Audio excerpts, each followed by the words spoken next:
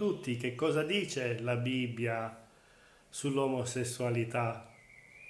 L'omosessualità è un peccato?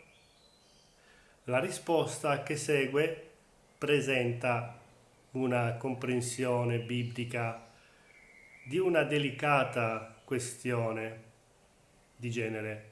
Respingiamo ogni forma di odio e discriminazione nei confronti della comunità LGBT. La Bibbia ci dice costantemente che l'attività omosessuale è un peccato.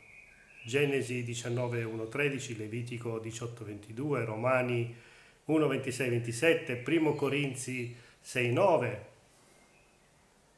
insegna specificatamente che l'omosessualità è un risultato dell'aver negato e disubbidito a Dio.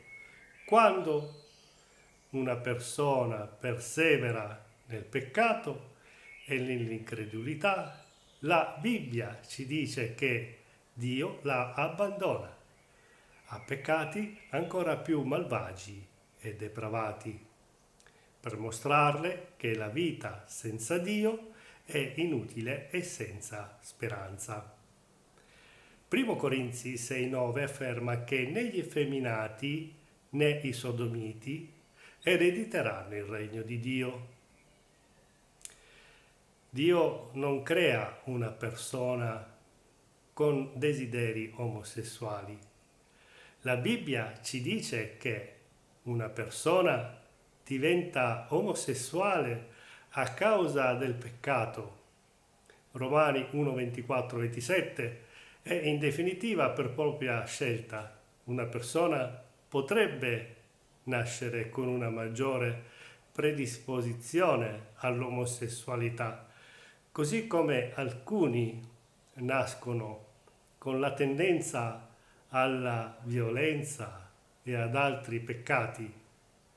Questo non scusa la persona che sceglie di peccare cedendo ai suoi desideri peccaminosi. Se una persona nasce con una maggiore predisposizione all'ira o alla rabbia, questo la giustifica forse a cedere a tali desideri? No, di certo, vale lo stesso per l'omosessualità. Tuttavia, la Bibbia non descrive l'omosessualità come il peccato maggiore di tutti gli altri. Tutti i peccati offendono Dio. L'omosessualità è semplicemente una delle molte cose elencate in 1 Corinzi 6, 9, 10 che escludono dal regno di Dio. Secondo la Bibbia, il perdono di Dio è a disposizione dell'omosessuale proprio come lo è di un adultero, di un idolatra, di un omicida, di un ladro, eccetera. Dio promette anche la forza per la vittoria sul peccato, omosessualità inclusa, a tutti coloro che crederanno in Gesù Cristo per la loro salvezza. 1 Corinzi 6, 11, 2 Corinzi 5, 17.